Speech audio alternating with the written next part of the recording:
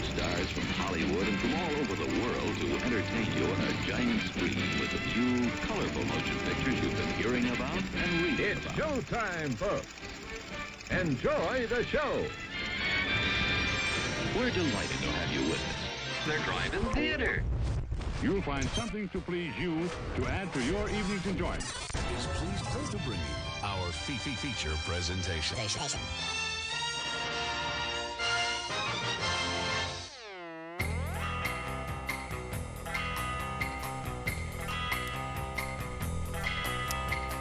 Good evening, boys and girls. Happy 3rd of July. It is July 3rd, 2023. You are tuned into the Drive-In Speaker Box podcast, live stream, program, radio hour, whatever you want to call it.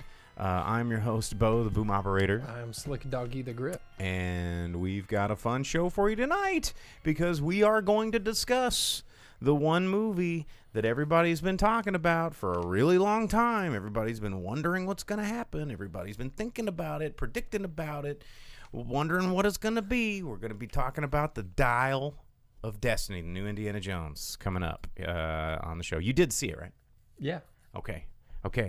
It has been seen. We have both seen it. We told the people that we would. So despite that there were several Indian movies that looked interesting. You saw the Indiana Jones movie. I watched. Wow.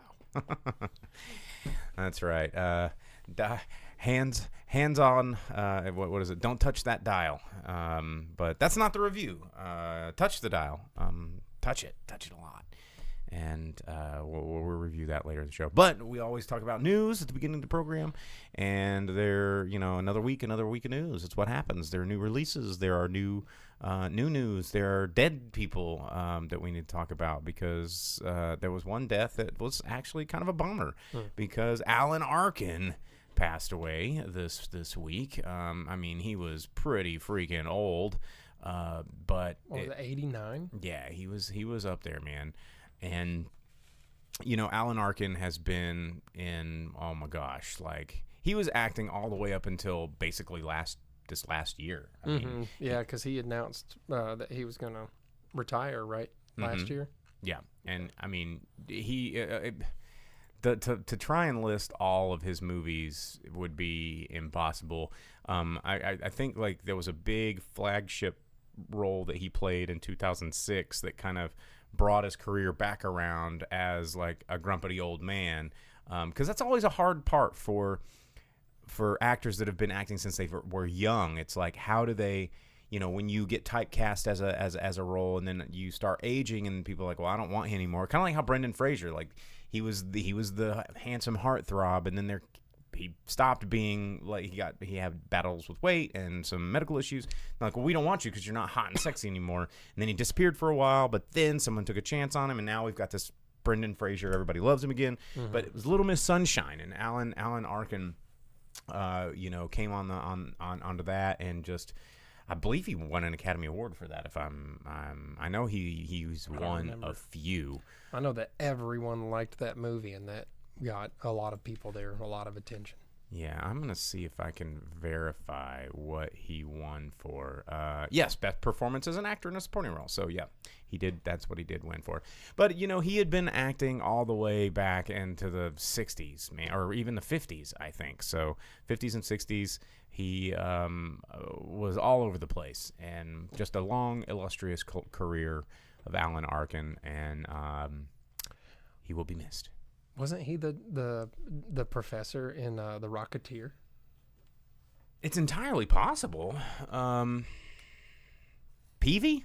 He was Peavy. So, He was Peavy in The Rocketeer. Yes, he was. I mean, or maybe not he was friends with the Rocketeer. Yeah, he was one of the Rocketeer's Rockahomies or whatever they were called. Did they have a name? I have no. Call them the Rockahomies. If Velvet Santa was tuned in, one of our Twitch viewers, who I guess is doing family things for the 4th of July, he would know. He's a Rocketeer fanatic, or at least he sends me pictures of Rocketeer toys every week. Yeah, man, just like Indy, subject of the show today. You got to fight those Nazis, man. You do.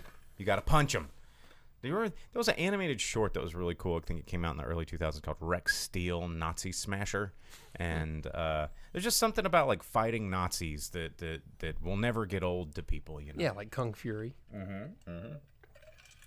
Yeah, because they're just, you know, there's so many things that like could potentially be PC or non-PC if you're like, we're gonna go beat up this group of people, and you're like, well, you can't. They go, but Nazis, yeah, beat them up, just whatever you want to do to Nazis, that's totally fine. So Alan Arkin signing off.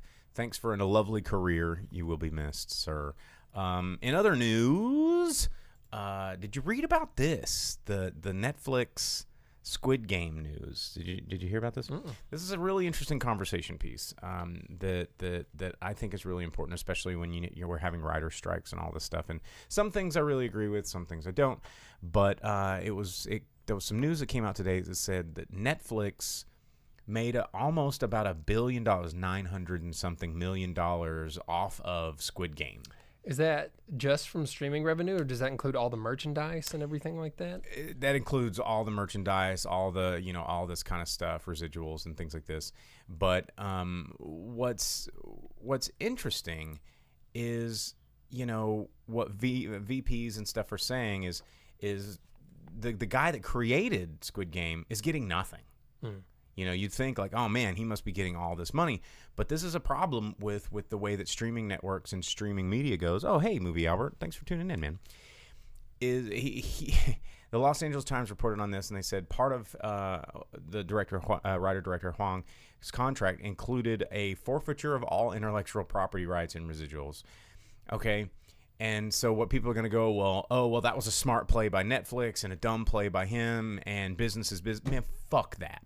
Like, that is predatory, and that is, you know, and when you have legalese and legal teams that are trying to sneak, like... Translating into different languages, probably. Yeah, mistranslating and all this kind of stuff, and like going, business is business.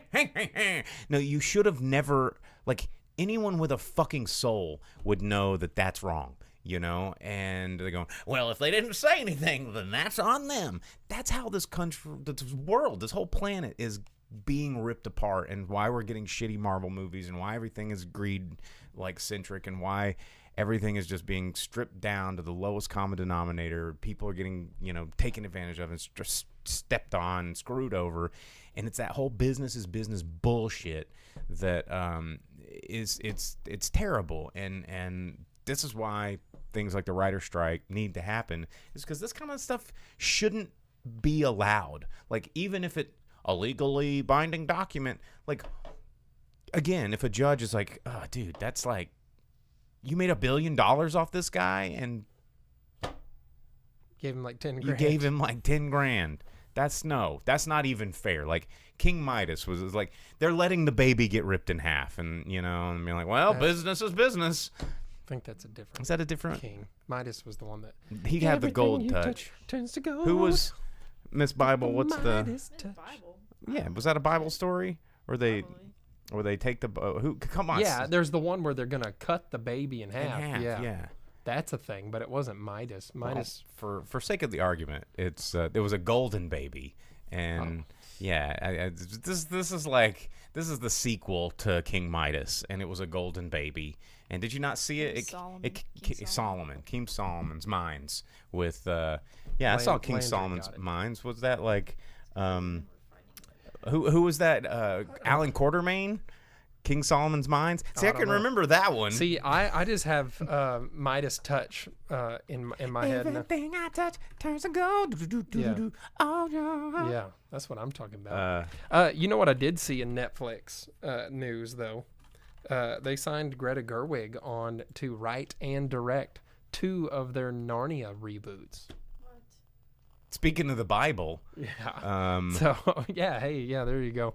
But yeah, Netflix, which they announced they were taking over Narnia like a couple of years ago, I think, but just never did anything with it, has signed on. Didn't Chick-fil-A already take over Narnia? Don't they have like exclusive like kids meal rights to Narnia? I have no idea. Yeah, I'm pretty sure they do. I always thought Narnia was super rad when I was a kid. So any attempt to make that, I'm gonna give it a chance. Yeah, you were totally on you thought the line was rad, right? I mean, there's a lot in Narnia that's totally rad. That whiny ass punk bitch, like middle kid, that's just like, I'm gonna go be friends with the Ice Queen. What? I always liked the Magician's Nephew the best out of all of them. The first book, Lion, the Witch, and the Wardrobe was like okay, but the Magician's Nephew is the titties. That should be the name of the movie. Cool. The Magician's Nephew is the titties. Yeah, I'd go see that. I don't know that would go over real well in like early 1900s England, but whatever. Yeah, I mean, there's plenty of Narnia. I mean, there's 7 books, right? They can always do like if they get through all of them, you get to the last battle, you're gonna have some super badass stuff. And yeah, Aslan's sick, especially when it's voiced by Liam Neeson. You're like, oh yeah, Liam Neeson is Lion God, here to like murder bad guys and destroy evil. But if they make a Magician's Nephew, that will be the shit. Having Aslan roar a world into existence and just have super badass stuff happening. But Greta Gerwig's never done anything like on the scale of Narnia. Well, so, what's interesting is, Greta Gerwig, now that she's her directorial debut here with Barbie that's got a lot of steam behind it, which, Greta Gerwig doing Barbie, when I first heard this news, like my brain did not compute, because this is the person who wrote Frances Ha. This is the person that wrote China, Illinois, and Lady Bird, and Little Women. And I'm like, okay. And now she's writing. She was a writer on China, Illinois. Yes. With old dude from Fort Smith. Yes. Crap, what's his name? Wizard people. Brad Neely. Yeah. Yeah. Yep, old Brad Neely and Hulk Hogan. Hulk Hogan was a writer on. No, he was a character. Oh. He voiced a character. But yeah, and then to do Barbie, and I'm like, okay, wait. And early reviews are coming out and saying it's really good, and now Netflix is like, all right, Miss Barbie, here, let's go party, and they're throwing Narnia at her. So, well, you know what? Talking about early positive feedback for Barbie stuff, it has become such a positive feedback source for Mattel online that they've announced that they're going to make 45 movies based on their toys. Excuse me, what? Yep. They said thanks to the positive feedback they've seen for Barbie so far on social media, they have plans to create 45 movies. And they've announced like 15 or 16 of those. Okay, let me get my internet out. Yeah, well, get ready for this. One of the big ones is Barney the Dinosaur. Well, we know that. And who's writing that? The Kaluuya is producing it. Yeah, there was somebody I read. Daniel Kaluuya. He's the producer. It blew my. I was like, wait a minute. And what? Kevin McKeon, the head of Mattel Films, said that it's going to be for adults, it's going to be for 30-somethings, and the trials that they face, and it's going to be done like an A24 movie. Oh, my God. Okay, so here we go. I'm looking at a list of Hasbro. No, so don't trust that. No. This is not movies. This is hypothetical. These are just brands that Hasbro owns, and I'm hypothesizing on what would be movies. All right, and then I'll tell you which ones they are. Okay, Mr. Potato Head. Like, that seems like it's a built-in movie. I mean, they've announced 45, so it's probably in it. The Play-Doh movie, to make it just like Legos, but do the Play-Doh movie. Does Disney have rights to Mr. Potato Head like Sony has rights to Spider-Man? Shit, probably because of Toy Story. Toy Story. They negotiated that one. But I think, because remember when Playmobil tried to do a Playmobil movie, like the Lego movie? Yeah, and 2 years ago? Yeah, and it didn't work. I think if Hasbro tried to do the Play-Doh movie, that might work. They already did Jim, and it didn't do well. Right, the Jim movie. Jim is truly outrageous, truly, whoa, Jim. They tried that one. Did they? Yeah, they totally did. I have no idea. I think they did, yeah, but it was so forgettable we all forgot about it. I don't know. Yeah, here, let me take it up. Jim movie. Jim and the Holograms, 2015. Yeah, okay. Yeah, it was Aubrey Peoples and Stephanie Scott, Molly Ringwald, Juliette Lewis, Ryan Guzman. Okay. Yeah, so they already tried that one. Okay. Doesn't mean they can't try again. G.I. Joe, already doing it. Peppa Pig, I don't think that works. Let's see. GoBots, they're going to compete with Transformers. I mean, GoBots is the original. Transformers came after GoBots. This is true. Magic the Gathering, they own that, apparently. Yeah, they can make a movie like that because it's just like D&D. Beyblade. Let them rip, man. Yeah, let's let them rip. Laser tag. Oh, I forgot about that. Let's see. Monopoly. I think that they were already in the works of making a Monopoly movie. That was already a thing that I read about. Nerf. A Nerf movie? Maybe. Well, you have a list. I have a list. All right, so they're doing. I was waiting for you to go. Oh, no. okay. And yes. Well, none of those. Absolutely none of those. They're doing Barney the Dinosaur. Okay. Hot Wheels. They already did a Ouija. Was Ouija? That's a Hasbro. They're doing. I don't know what the horror movies based on it are, but they're doing Hot Wheels and Matchbox movies. Okay. And then they're doing a Magic 8-Ball movie. What? I don't know how it's going to work if it's not like a thriller or something. Okay. They're doing a Polly Pocket movie, Oh, hell yeah. but no Mighty Max. Fuck that. No Mighty Max. Mighty Max What? was way cooler. Mighty His Max- sets were like creepy skulls and pirate caverns that opened up, and they were so badass. You could bring Polly Pocket over, and she could hang out with Mighty Max. It could be a shared universe. Yeah. They're doing Rock'em Sock'em Robots. It could be Mighty Maxine, and we could just have a crossover. No, don't do that. They're gonna. But they already did the Rock'em Sock'em Robots with Yeah. Hugh Jackman. What was that movie Real called? Real Steel. Steel. But they're doing a Rock'em Sock'em Robots movie. Uno is going to be a movie. Okay, yeah, Zaxoff called that one. And he also, in the comments, he said Battleship again. Is it Mattel, though? I think that's Hasbro.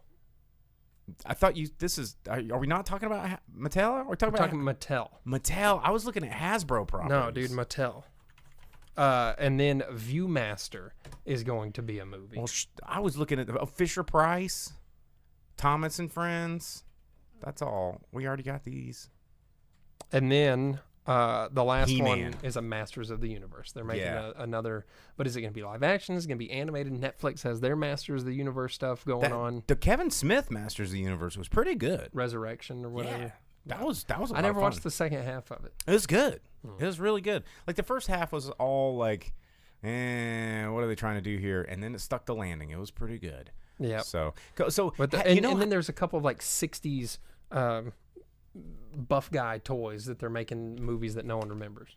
So like Stretch Armstrong. Who knows that? No, like dudes they don't like Muscle Thompson. yeah, it's like Rex Jackson or something like that. Dude, what was that? There was a Action Jackson. Have you ever seen that movie? Oh God, it's so good. Doesn't it have Michael Jai White? No, it has Carl Weathers as Action Jackson. Oh, okay. And yeah. Craig T. Nelson. Older movie. Vanity's in that one. Bill sign me Duke up, is in it again. You know, he was in all those movies with Carl Weathers. Yeah, Action Jackson was pretty damn good. But did you know that Hasbro tried to take over Mattel in like 2017 and failed? That makes sense. Yeah, they were trying to do it, but now with Barbie, Mattel is stronger than ever. Yeah. And man, wild. So yeah, Zach's off on Twitch says, "Seen it, the movie." Maybe. Yeah, and it's just you in the theater playing the game. Yeah. It's just it's just a never-ending one of those previews where they do the movie trivia while you're waiting, and it just doesn't stop. I'm going to tell you a story about Seen It and why I fuck Seen It. Me and one of my friends were playing Star Wars Seen It years and years and years ago when it was the DVD, and that was like the cool thing. I think right? I have a couple of editions of Seen It back here, actually. Well, and we got down to the final round, and I was like the clear front runner in this, and it was like a piece it together thing. And on the final thing, if you don't get it, your opponent can steal it or whatever. They can, as soon as you shout an answer, they can start shouting an answer, whatever it was. And it was a picture of Jango Fett. And I was like, Jango Fett, and he got pissed because he knew he lost. And he goes, whatever, Boba Fett. And then the answer they put was Boba, even though it was a picture of Jango. And to this day, we argue no, over that's who cool. That's won not that cool. game. That's not cool. Yeah, it was blue and silver. It was not green and dull and red. It's was just like this book right here that says 1001 movies you need to see before you die, that has Temple of Doom on the cover, and it's not in the book. because And Temple of Doom is the best is a one. dumb movie. It is the Last best Crusade one. is the best It is one. the best one. Anyhow. Last Crusade? Yeah, dude. Sean Connery. Dude, you could just take this cup and shove it. Yeah, well, Like- guess what movie this one's from, huh? Well, this is the cheapest. Plus, it has the dude and he's cheapest like, relic. and ages and the hair and he falls apart. Which is just a copy of the dude who goes, and melts from Oh, the the first one. melting's totally different. What's with like God artifacts just making dudes like go, making them dude. like bust real hard till they melt. Jesus, dude. But I like that. The Knight's way cool, man. He just You just like old dudes with long hair and beard mustaches that look like yours. No, the Knight's cool, man. Hey, you know what? Something else about Netflix that I just remembered. Empire Magazine released a scene or a screen cap from Zack Snyder's Rebel Moon, his Star Wars that was never made. So he just made a not Star Wars movie that's clearly Basically a Star Wars. Yeah, and the pictures they released are of one of the main characters. Her name is Nemesis, which is super It's creative. a great name. And she has like these two like heated up sword things that are definitely not lightsabers. Yes. And the dude that played Cyborg They are from, heat from swords. Justice League, and he has like braids and like some big gun. He looks like Tyr Anasazi from Andromeda. But there's stuff happening there, and I think it's due out in December. Yeah, so your Zack Snyder Star Wars is coming up on Netflix. They've released some screenshots to get you hyped. But you know what his original proposal for this movie was back before Disney bought Lucasfilm? That's how long ago this goes back. When was that? 08, 09? It's been a minute. Yeah, pre-2010.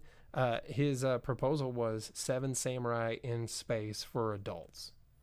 Sticking with Kurosawa roots for Star Wars. Did I just open up an Indiana Jones artifact? Yeah. Oh! Yeah. So if it's done right, it could be really cool. But 7 Samurai in Space already exists as an anime called Samurai 7, which is pretty sick. But it's not a live action. Yeah. So we'll see how that one turns out. You know what? Talking live action and Zack Snyder and all this. You see that the dude from Smallville that played the Flash, he played Bart Allen in Smallville, is posting things on Twitter of him shooting bows and arrows and hashtagging as Green Arrow. And No. everyone's like, I think he wants to be Green Arrow in DCU. So he's trying to get some of that public attention and be brought back into DC and made the Green Arrow for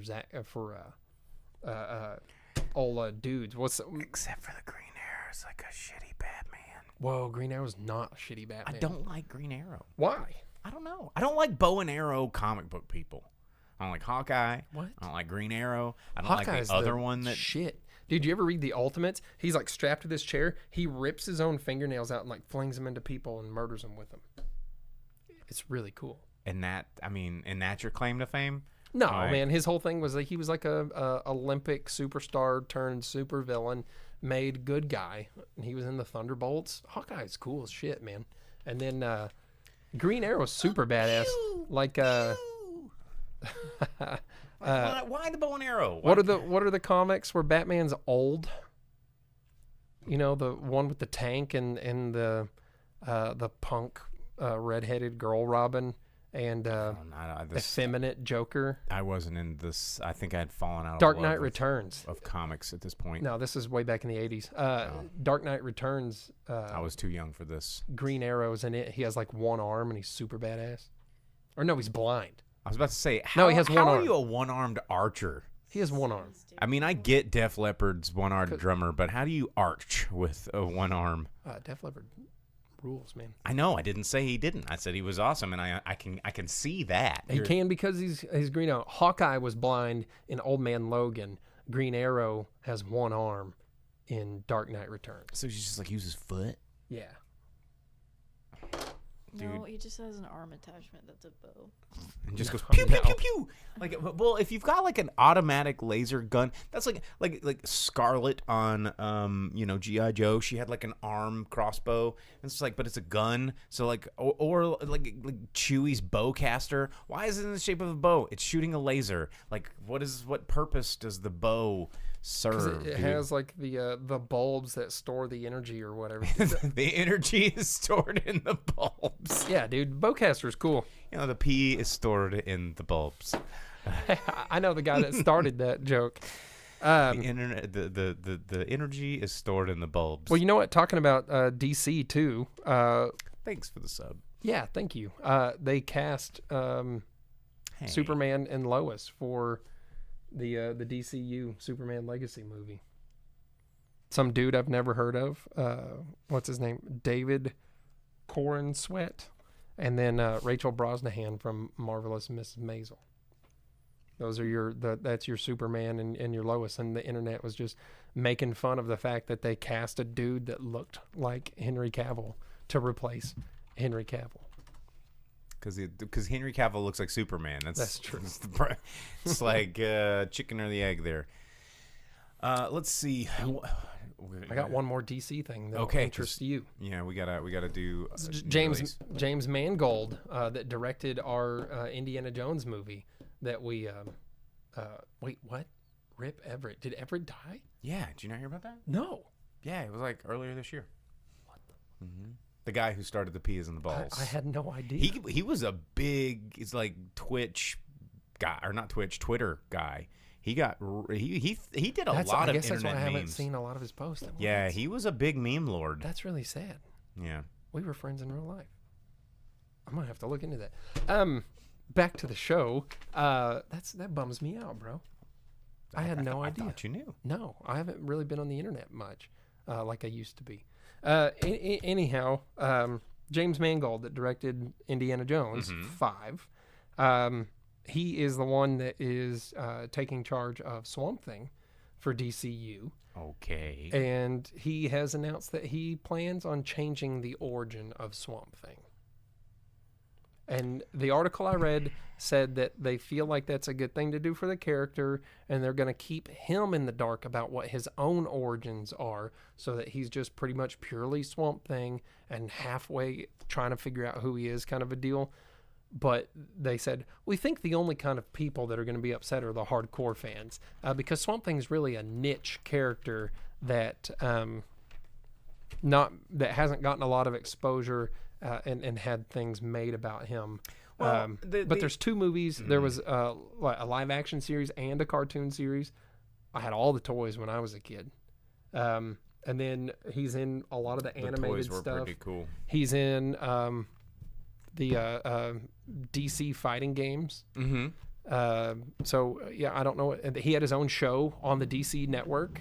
So I don't know what they mean that Swamp Thing is more like wasn't there a Swamp Thing cartoon in like the early 90s? Yeah, absolutely. I had the toys, and he had the Swampmobile, and he'd come out of this cave and and then everybody's your favorite scene in Swamp Thing 2, the movie. Where he feeds Heather Locklear his dick, and she has a magical trip. The sex fantasy about him and his boxers with the hearts on him. Yeah, because he just snaps off his wiener and he goes, "Eat this poison penis," and she goes, "Okay," and then they have mind sex. Dude, Swamp Thing. Swamp Thing. Definitely the thing. That's just moments after the little fat swamp kids are looking at the Playboys. But no, I mean, Swamp Thing's origin story is kind of weak anyway when you take into consideration who he is. So I don't think that's necessarily a bad thing. Maybe they can make it a little cooler. I don't know. I mean, I'm not super married to his origins, but I do think the character is really cool. I think that his magic powers need to come from the same place, but who he is when he was a human becoming a Swamp Thing, I think could be, left to interpretation, as long as it stays dark. Thanks for the sub, Loge. So, we're almost close to a hype train. You can sub, gift, or hype chat and get that hype train rolling, guys. We don't even have our Twitch mod Vince in here tonight to help guide to conduct that hype train. So anyway, all right. Well, we need to move right along. Tell you what's coming out in theaters this weekend, so we can get to the Indiana Jones talking here for the second half of the show. So this week is July 7th, 2023.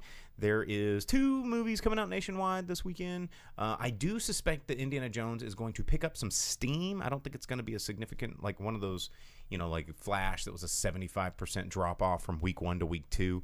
I think that this one's going, I think a lot of people were out having barbecues, and 4th of July is not always a big movie weekend. I think a lot of people were hesitant to go to it too because of the last Indiana Jones. Yes, they were the fire bad kind of like they felt they didn't trust it, but this week we have Insidious, the Red Door, the latest installment in the somehow never continuing to sprawl Insidious. This one's supposed to be the last one.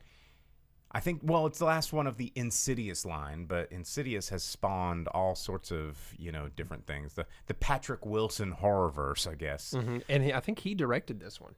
I'm not sure, but it would not surprise me. Yes, he did. I like Patrick Wilson, honestly. He's generally pretty good in everything he does. But I will say that I am really tired of these movies. He plays a really good doucher. He does. Yeah. He does. Like that movie where Liam Neeson was on that train. He's just kind of a doucher face, So sorry, Patrick, if you're watching, but he was Night Owl in Watchmen. He that's right, he was, and a doucher. Okay, so also coming out this week is Joyride. If you have seen the trailers to this is a comedy following 4 Asian American friends as they bond and discover the truth of what it means to know and love who you are while they travel through Asia in search of one of their birth mothers. So It makes it sound a lot deeper than the trailers where they're shoving drugs up their buttholes. This is true. And they're like, oh, we're American. We're going to the homeland. Oh, here's drugs. Put them in my coochie. And then just like going crazy. It's from director Adele Lin. And it's got Stephanie Sue and Ashley Park as the leads. And, looks like a traveling drug. It looks like a traveling drug comedy, movie Hangover says, clone. have we seen Asteroid City? Yes, we talked about it last week on the show. Saw it last week. The quick review I had of it that kind of encapsulates things that I said last week was I thought it was one of Wes Anderson's most visually and technically impressive films he's ever done, but one of the more boring. Like, I felt it had no narrative structure, not a single character that I really cared about seeing, and it was just kind of tough to watch in that respect. But technically, and it was one of the most beautiful things he's ever done. So anyway, Mark Landry says, isn't Joyride about using a CB radio to harass a murderous trucker? Maybe. It's like, what was that? What's that one movie about? Was it like was Kurt Russell, where he gets stranded and those truckers like kidnap his wife, and while he's getting his car repaired, it was like called CB Guys. I don't know what it was They called. remade that one too. I think they did, yeah. Yeah, in like the 2000s it was remade. So that's what's coming out this weekend. Now we need to talk about Indiana Jones. We got to do it. We got to talk about Indiana Jones and the Dial of Destiny, not the Carpenter's Cup, the Goblet of Jesus, Not the one or from the whatever. best movie. This is not the best movie, It's dude. the best movie. In fact, Last Crusade, the existence of Last Crusade is the only thing that makes me not enjoy parts of Dial of Destiny. Really, because them referencing freaking the second one was kind of shitty in this movie. No, they took a lot of the cool parts out of Temple of Doom because they're like, man, Temple of Doom's the best one. You remember so the bugs? We should do bugs. Remember Short But Round? We should bigger do bugs, Short Round. yeah. Remember like Runaway Minecart, like cave slides? We should do that again. We should do all the coolest stuff that we've ever done again because Temple of Doom was the coolest one. No. And but anyway, the thing that I didn't like about Last Crusade, which coming into Dial of Destiny, is Sean Connery was like 25 years younger than Harrison Ford Older. is. No. Oh. He was playing his tottering, incompetent, senile dad. He was one of the most brilliant minds on the planet He was at like, the time. "Oh, Sonny, I'm old and have an umbrella. Oh, can't do shit." That's and not, like that you was need to his- rewatch that and movie he's like, because that's not how it all. "Dastardly, I'll punch you, you ne'er-do-well." And like, and they're like, "Oh, Dad, you old senile fart." And then What? 20 years later is the same age that Harrison Ford is in. This one is age 80, and he's like, I'm gonna get on this horse and I'm gonna kill some Nazis. I'm gonna get on this train, I'm gonna kill some Nazis. I'm gonna run a block because somehow I'm 80 and can do that, which is incredible because he is in an amazing amount of shape for an 80-year-old. But yeah, it was just like, dude, Yeah, but when you see him walk, he has like a limp in some of the scenes. Well, yeah, because he's 80, and that's okay. Can we let him be 80? So this Indiana Jones is about the Dial of Destiny, right? What they continually refer to as the Antikythera, which I was obsessed with when I was a teenager. But that's not what it's called. It's called the Antikythera device or machine or whatever. That's what mechanism. It was. Yeah, yes. that's what it was called. Antikythera is the name of the island at which they found it, and I hated that in this they kept referring to it. But this is the first movie where they're dealing with a real object that exists in museums that you can look up on the internet and Google and is true to life. Which is cool. Which is dumb because you can't suspend your disbelief when it takes place during real events in the middle of New York City that can be easily disproven, or real items that are in a museum that can be easily disproven. So there's no suspension of disbelief in this movie. But no, right that's from what the get-go. I liked about it is, and I had a long conversation with Lojweb, who just joined us in the comments. We were talking about this past week because we had both seen. We didn't see it together, but we liked the part like. They were dealing with historical accuracy. Like we all know that the pyramids were real and the staff of Ra was like a thing, but it wasn't disproven that it doesn't lead to a snake pit that opens up to fucking Ark of the Covenant. What I'm saying is that it would have been fine if the Antikythera mechanism was truly useful instead of a piece of green rust found on the bottom of the ocean. They find it like it's brand new. And that's true. That's the whole. That's what I'm saying is that you can see this. They study it all the time, but that's what makes it move. cool. It's a piece of junk. Because but what if? Yeah, that's the whole thing. What if all of the other Indiana Jones take place in a far off part of the world, or like Nazis and everything's a secret and you far can't off say part of the world? Yeah, dude, in like weird India, Pakistan places. No, you're thinking of Temple of Doom, which is again the best one. So I know that's what you first think of because it's the best movie. Strange places in Austria that you can't disprove. Germany and Egypt and no, that's not strange places. It's just places you've never been. Like Dallas is strange to you. You've only been there once. That's what I'm saying.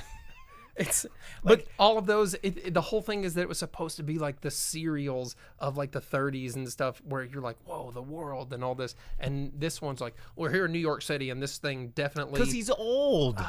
But he's also had it for a long time already. Yeah, he's had it. He's slept on it. He doesn't give a crap about it. And that's what's kind of neat. It's like, he Indiana Jones was just like, And then these guys came back. He just couldn't destroy it. He knew something was up. Poorly CGI'd Indiana Jones. Well, I mean, of course it wasn't that bad. It wasn't that bad. It wasn't that bad when they pulled the bag off and he was looking straight on. I was like, wow, that looks really good. It was dark. And then he did this and it was lighting was instantly shitty. terrible. And then when he ran on top of the train and it was like super awkward, like Bigfoot CGI. But in comparison to Flash. Okay, well, Yeah. anything's a masterpiece. I mean, fucking VeggieTales looks like hyper realism next to Flash.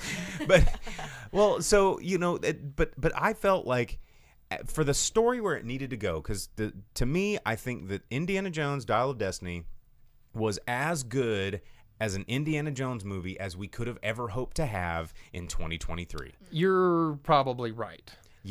Because I can imagine the Indiana Jones movie that I wanted to see come out in 1994 and been like, oh, Jesus. Compared to the movie that's in my head that came out in the 90s, this was a pile of shit. But to the movie that we got Compared with an to the 3 good 80-year-old ones.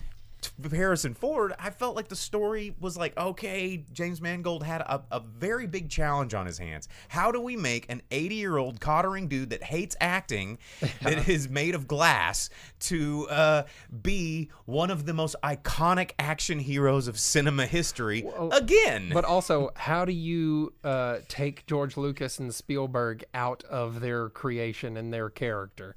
It's easy to take Spielberg out because there's enough, because Spielberg has become Wes Anderson-like in his style. I was about to say, you could tell this was not a Spielberg movie from the visuals, though, and that was one of the things that took away from it for me, is because I wanted to see those shots that like framed up and went from like one scene framing to another and had all the actors blocked in all the right places, and it's smooth Spielbergian transition. I needed that, and you don't get that in this. You can do get tell Spielbergian lighting. You do not get those transitions. Right. You do not get his coloration. You don't there's- have like the kind of cinematographer or anything that Spielberg would use in this kind of thing. and the same lenses. Right. Like I think Spielberg shot almost all of at least the first two movies on Panavision anamorphic lenses, and they have a look to them that is very unique. And when you're shooting on a lot of digital formats and getting some of and having to do with CGI and all this shit, like the Panavision lenses just don't hit the same way. Well, and you only get one Wilhelm yell in this, and it's not even more. It's The not Wilhelm the yell- true Wilhelm yell. But it was, I nailed it and I loved it. Like when he grabbed the dude on the train, he goes, ah! And I was like, oh, there's the There it Wilhelm is. yell. They got it out of the way real quick. Yeah, I mean, there was so much of it. Like, there were parts of it that kind of looked and kind of felt Indiana, and I think John Williams is a big part of that. Yeah, although I will say the score was not as memorable as any of the previous ones, or No, the 'cause previous, it the felt- Holy Trilogy. we'll It felt call it. recycled. There wasn't anything Yeah. that stood out to it. There wasn't anything new about it. They were just like, Again, like Temple of Doom, give us had the one of indie. the greatest scores. Like all of the three good ones.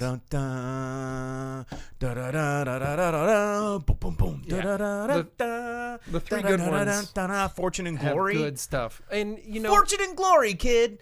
One of the best lines. Indiana Jones. they misused Sala in this, which was very Yes. disappointing to me 100%. because I was hyped. My boy Sala was back. I will say that I enjoyed, like, the first scene of Sala, I was really disappointed in. But when they tied him back at the airport and he was talking about how he misses the sands and he misses the whatever and he wanted to go with He wanted to Indy. go. Yeah. And You should've let him, well, instead of, like, But he had his family, and Indy Yeah, didn't want him all to of the leave kids. his and family. I thought that was an important scene Yeah. because it illustrated that, Surprise, you're old. yeah, that illustrated that Indiana Jones, at a certain point, he doesn't feel like he has anything left to live for.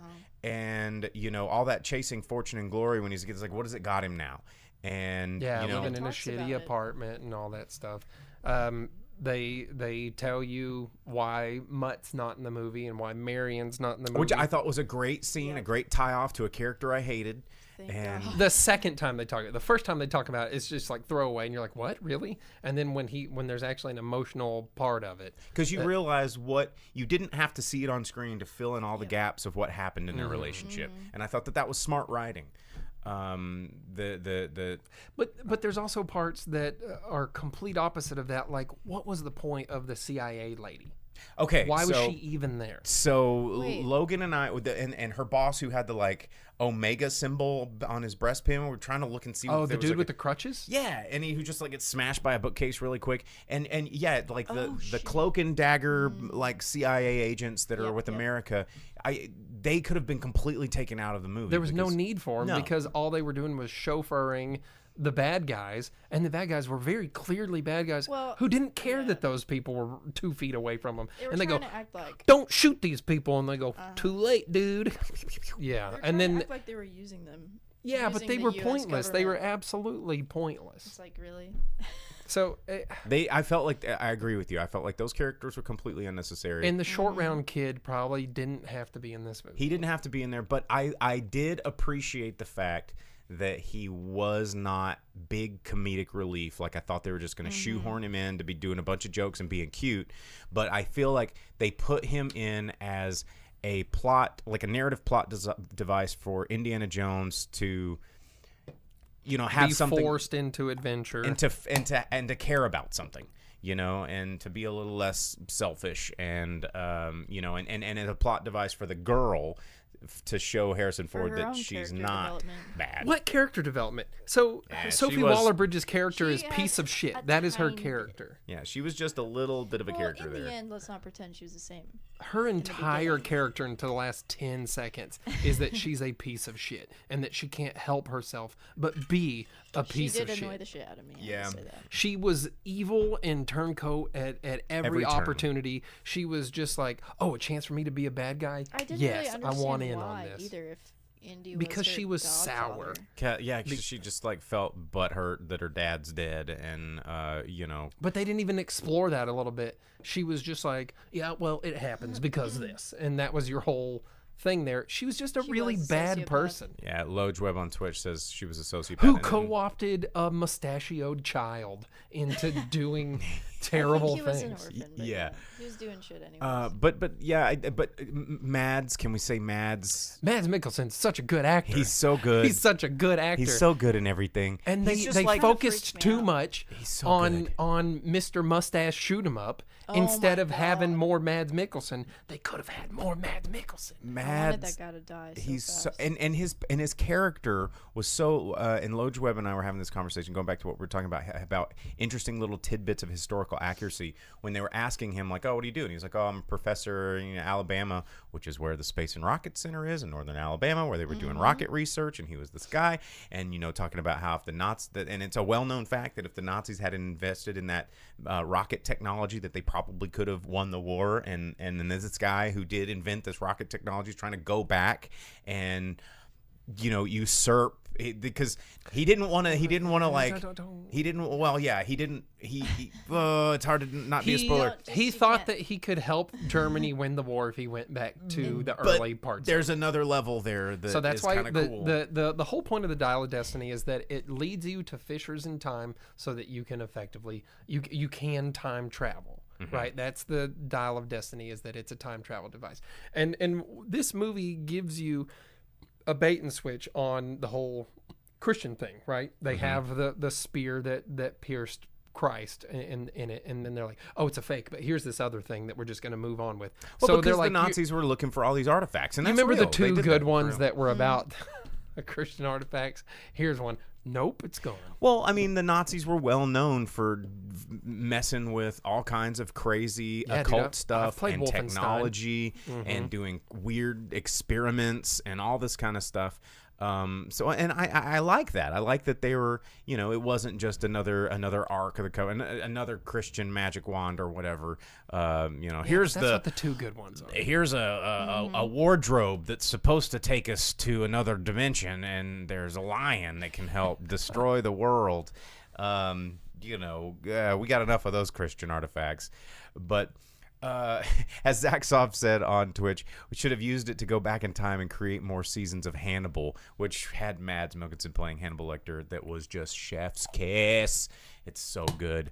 I truly fell in love with Mads watching that show. It was so good. But Saw a spoiled Dial of Destiny and Raiders.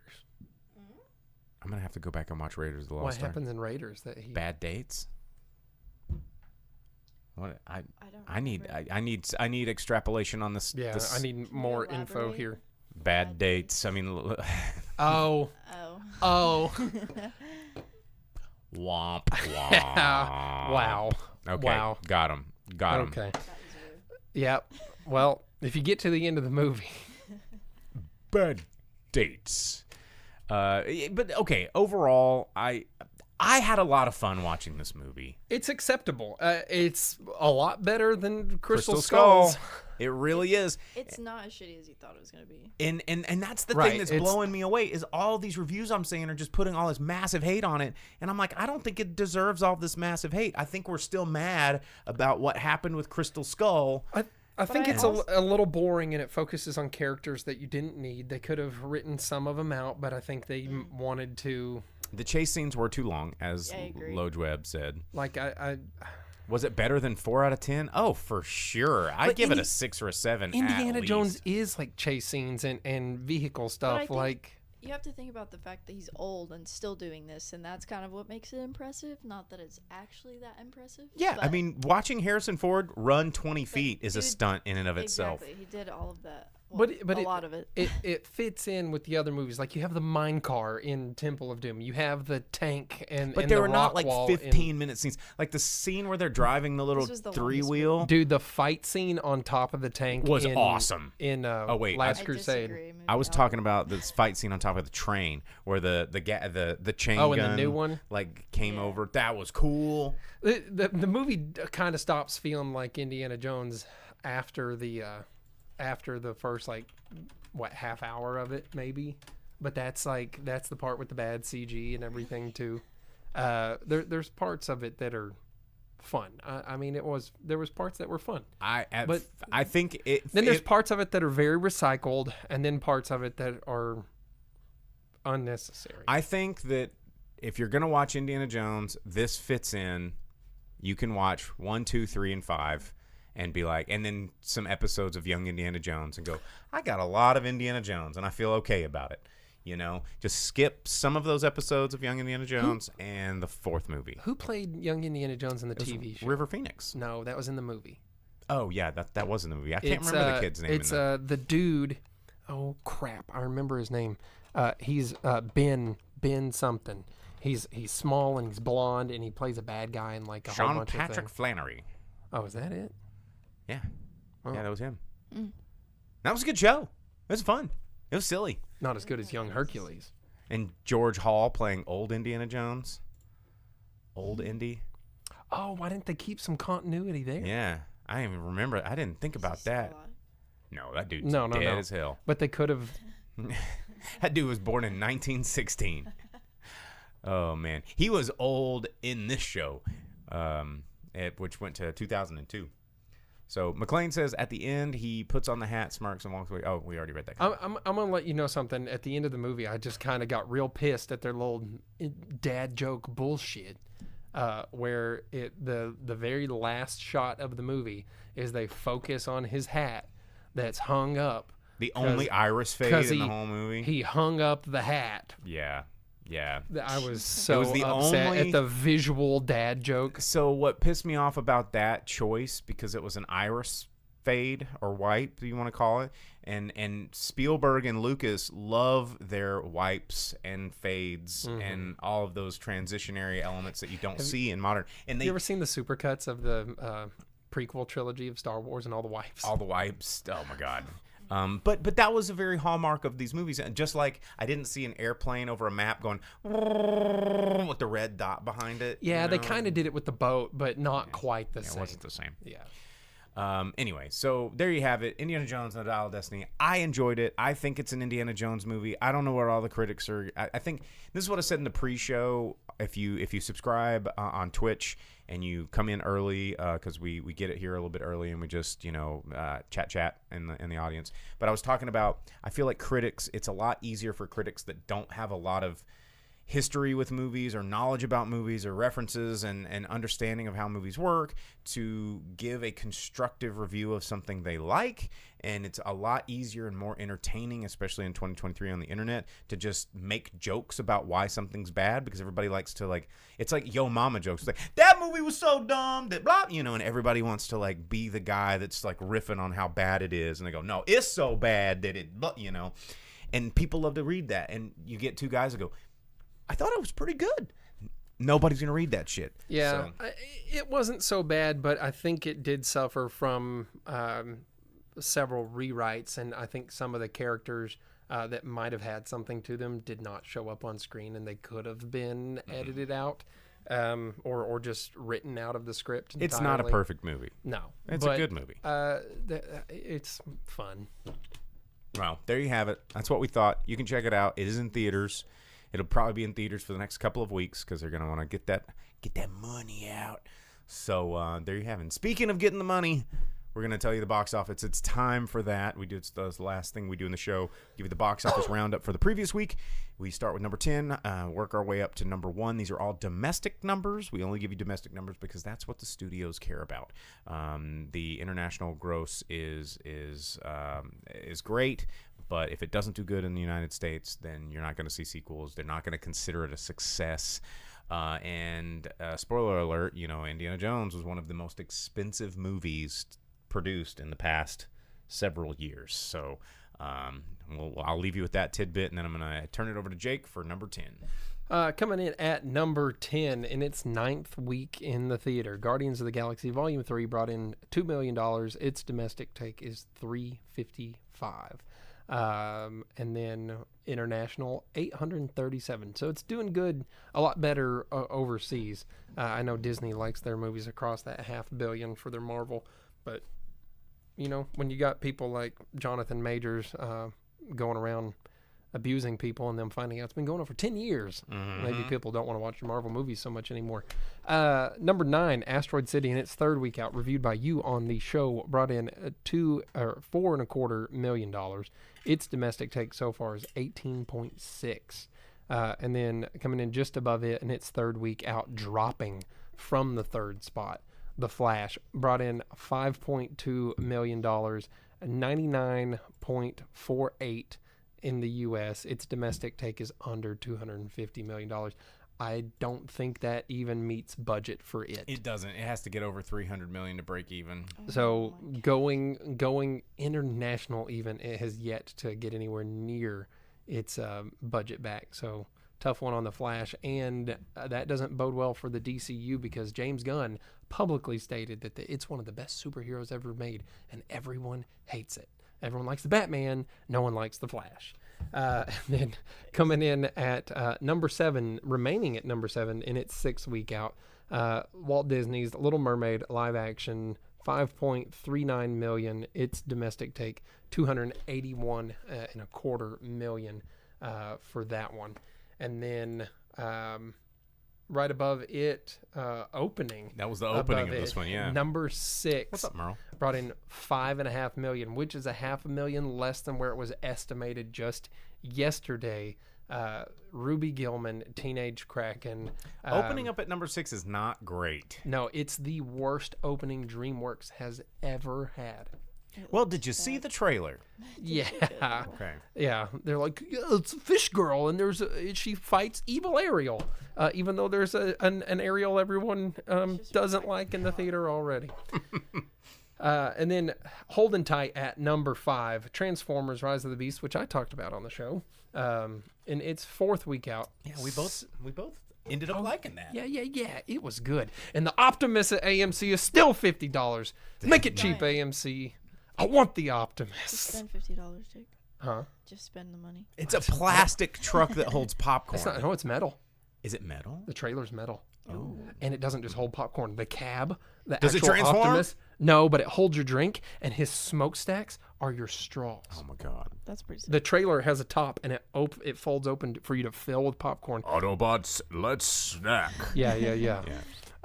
So Transformers: Rise of the Beast, $7.35 million this past week. Its domestic take, only 136.5. It really slowed down. It looked like it was going to do a lot better than that. They still weren't upset with it. It's brought in $380 million. Beating the Flash worldwide. Yeah, it's doing better than most of these nostalgia bait movies are right now, kind of a thing. And then another one holding strong in its position at number 4, No Hard Feelings, in its 2nd week out. $7.8 million. It's brought in just under 30 total. I'm not sure what the budget on that one is. I doubt that they're happy with where it is because I'm sure Jennifer Lawrence's paycheck was enormous. Probably pretty steep, especially since she goes full nude in this movie for like 5 minutes. Whoa. But is this movie still playing? Yeah. Okay. It's only in its 2nd week out. It's not bad. It's actually kind of funny, and I mean it's like a coming of age, grow as a person type movie. I liked it. I talked about it on the show. And then coming in at number 3, dropping from its reclaimed number 1 spot back to number 3 where it was, Spider-Man Across the Spider-Verse, $12 million this past week, estimated. That one's still in the estimated stage because we're still technically in a holiday weekend, right? So. Yeah. Well, and I guess the bigger movies like that, they're still folding in because it's in 3,400 theaters. $340 million so far in its 5th week out. I'm sure it's making so much money international. It's over $600 million. There you go. Week. Yeah. Doing it. Yeah. And Disney wants to know why their Marvel money is not going to them. Make better movies, Disney. And then another one holding at its spot, Elemental, which the dude at the movie theater told me he's watched 3 times and really likes it. But well, it's also not doing good for a Pixar film. They're Disney's unhappy with its performance because it hasn't brought in $200 million globally yet. Yeah, and it probably cost a lot on that one. It brought in $12 million this last week, 89.6 in the U.S. Shout outs to Merle and Timbo joining in the chat a little on the late side. Some of the cool boys here, yeah. Roll call, burnt popcorn for Optimus. Roll call. Yeah. And then number one, opening at number one, Indiana Jones, Dial of Destiny. Not hard to do with these kinds of numbers we've been talking about. It was estimated to bring in this much, and it hit almost right on the mark. $60.368 million, which is still not what they were hoping. This has been considered a lackluster opening because that's Crystal Skull did better. Crystal Skull did better, yeah. They're expecting another $20 million between today and tomorrow to get it 80 for the 4th of July weekend. I hope it picks up tomorrow with people having the day off work, going to watch movies because they need something to do with their kids. And what's funny about movies these days, and I was reading a couple of reviews online, and they were like, and the joke that I always reference is Mr. Show's Worthington's Law, which if you've ever watched Mr. Show with Tom and David, they had Worthington's Law, and Worthington's Law states more money equals better than. And of course, this is a parody about how stupid people go, well, it made more money, so it's better than this one. And some of these reviews were going, well, you know what they say, like this can't be a better movie because Crystal Skull made more money at the opening. So Crystal Skull's the better movie. Well, and it's like because Crystal Skull was coming after we hadn't had Indy in forever, and the last thing we saw was Last Crusade, and you're just like, fuck, you're on it. Yeah, Indiana Jones, Raiders, Temple, Last Crusade. Let's do it. And then they're like, how about Crystal Skulls and kicking your nutsack? And you're like, no, I don't like it so much. And the problem is, like, Zach's off. He knows the quote. Way to go, Einstein. Look at what this Einstein for a day did. He gave his money all the way to charity. Way to go, Einstein. But they're measuring these movies financially, and we talk about this a lot on the show. Like great movies, like John Carter was a really big example of this historically, where they're good movies, and if they don't make all the money in the first weekend, people go, it must suck. Disney and then did that to themselves. John Carter from Mars was a pretty cool movie. It was, and when everybody starts thinking, well, it didn't make enough money, so it's probably not good, and then the next weekend, well, it doesn't make any more money, and they go, well, it's definitely not good because it didn't make any money. It's like, and maybe that's why they refuse to make things accurate to its source material, because they're like, we made John Carter accurate to the source material and no one watched it. It's like, well, did you advertise it? Did you even put one friggin' commercial into the world for it, Disney? Did you let anyone know that movie was in the theater? There was a poster at 12 theaters, dude. Can't believe the world didn't watch it. We should not be judging movies on the scale of how much money they make and how good they are should be completely separate from one another, right? And it's like we do at a baseline understand this. Like I think people go, they'll separate this when it comes to Asteroid City, because people that don't see it, they go, it's probably an art film, so I guess it's good, but I don't understand it. But with Indiana Jones, because it's like a big blockbuster, they're like, well, it's a blockbuster, so it's got to make a bunch of money to be good. No, don't think about money when it comes to whether a movie is good or not.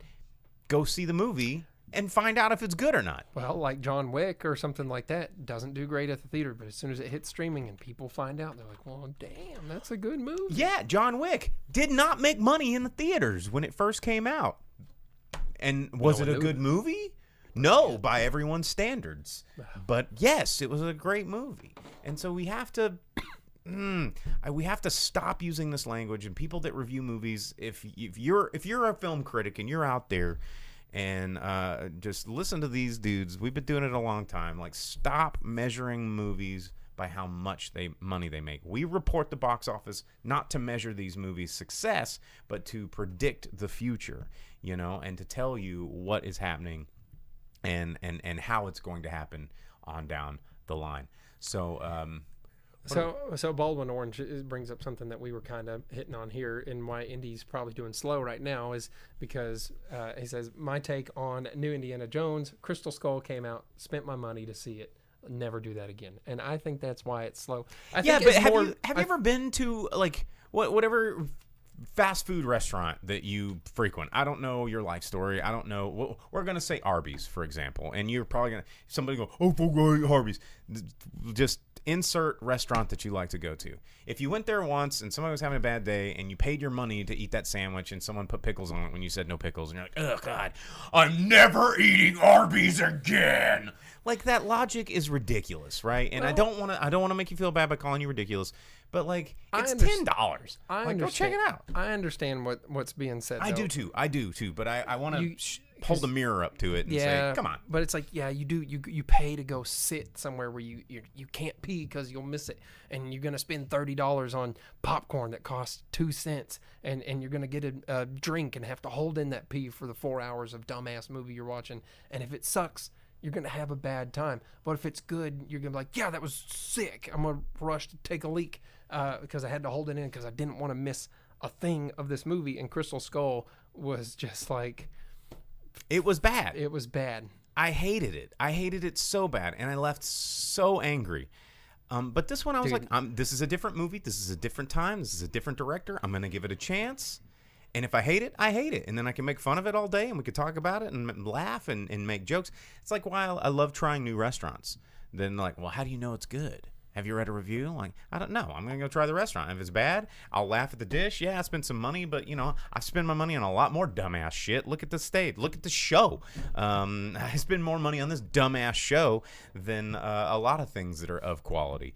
But it's really about the experience, and exactly. And I think that was the point. There is you don't just pay for a movie; you pay for a movie going experience. Which the entire row in front of me had watches that would turn on every time they'd flick their wrist, and 3 of them were looking at their phones. And I had to tell people to put their phones away. And I do hate doing that. Don't do that. But another thing, why go to the movie if you're seeing Dune?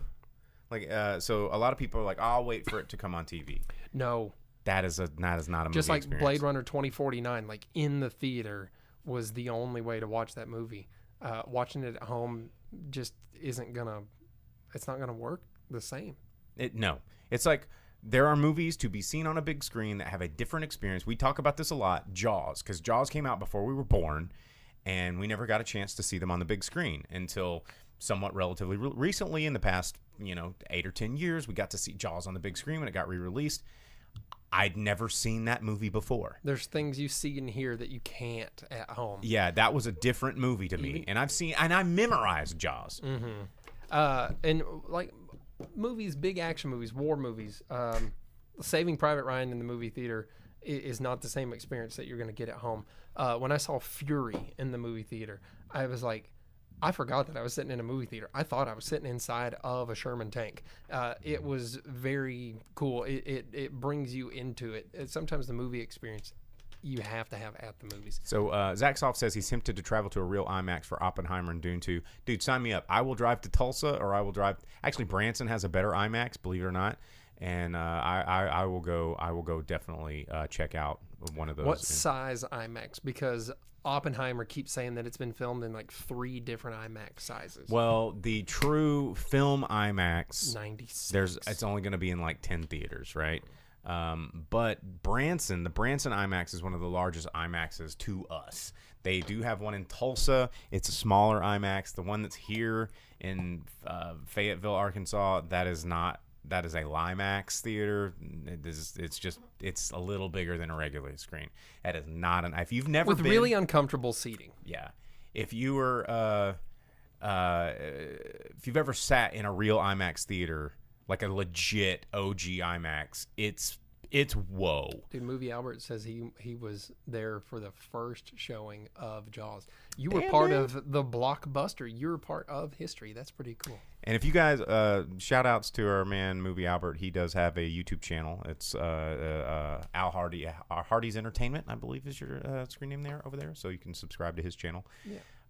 Gravity, Baldwin Leonard says Gravity's not a good movie, but a huge screen with excellent sound systems makes Gravity a good movie. Yes, exactly. Let's see. The maximum IMAX for Oppenheimer, that's the closest, is in Dallas, and I'm not driving to Dallas for that. So unless they're doing the Barbie Oppenheimer double feature that the internet is trying to beg for.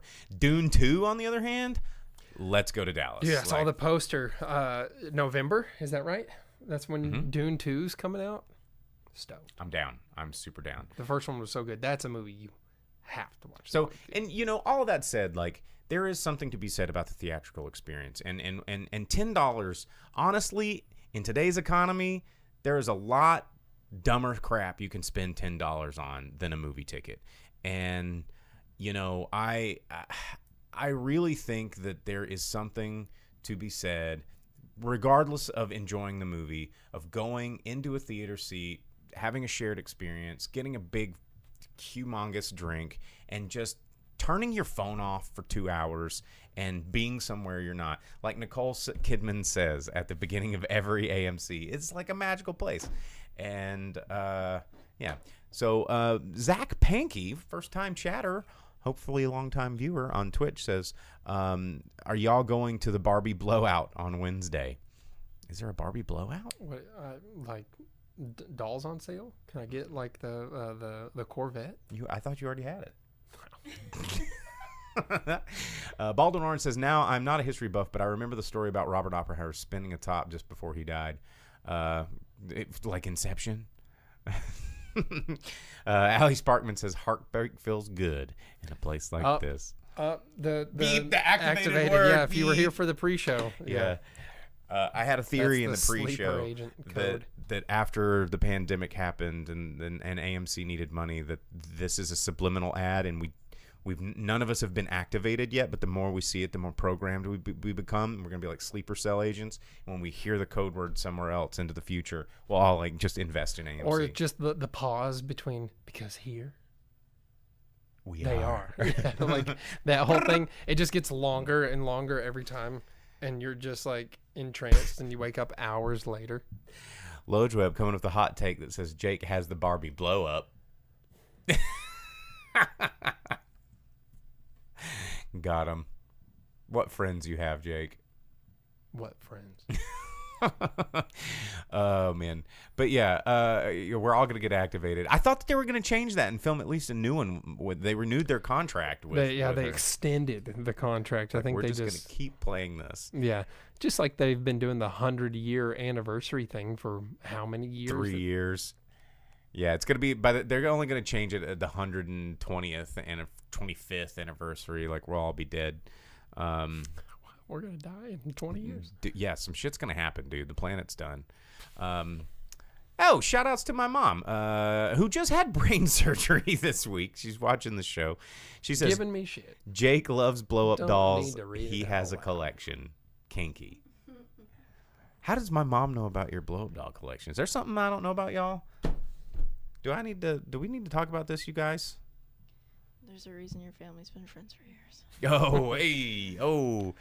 Baldwin Orange says, I realized today you can almost watch the entire Dumb and Dumber film via GIFs in Microsoft Teams. I mean, that's probably true. I love Jake. See, my mom says she loves you. Mm-hmm. Sure. Be nice to her. She had her head sawed open. So you should see the scar. It's gnarly. She's going to be a lobotomized Halloween, escaped mental patient for Halloween. So she's leaning into it. She knows what's up. Anyway, do you have to go to work later? Absolutely. Okay, yeah. so Jake has to go to work. This show's going a little bit long. We've been just everybody showed up to the show at the very end of the show. But thank you for tuning in. Yeah. You can always check out a replay. Twitch always has at least 1 or 2 replays for the past 2 weeks. The more likes and subs we get, the more they'll keep our shows. YouTube has a whole archive of these shows if you want to check them out. Or if you don't want to look at our faces, you can always download the podcast wherever it is you download podcasts. They will be uploaded as soon as I'm done. And I click some buttons. Because I don't edit anything because we're so good at this. So, oh, wait. Someone said don't screen. Aw. I'm sorry that you got some Lojweb over here in the comments getting filtered. We don't have our mod. Our mod that lets you say more terrible things was taking the night off. But happy 4th of July, you guys. Watch Jaws. It's a great 4th of July movie if you don't plan on going outside. We got to open the beaches. That's true. And 4th of July weekends when we make all our money. Put those idiots in the water. It's true. It's a And then that kid gets eaten right that minute. the very same day. He's standing on the beach being the asshole mayor of this town, coastal town, no hard feelings, and then that kid just gets immediately eaten. And then the woman slaps... while the mayor's standing right there and lets the sheriff just take it right in slaps old Bodie. chin.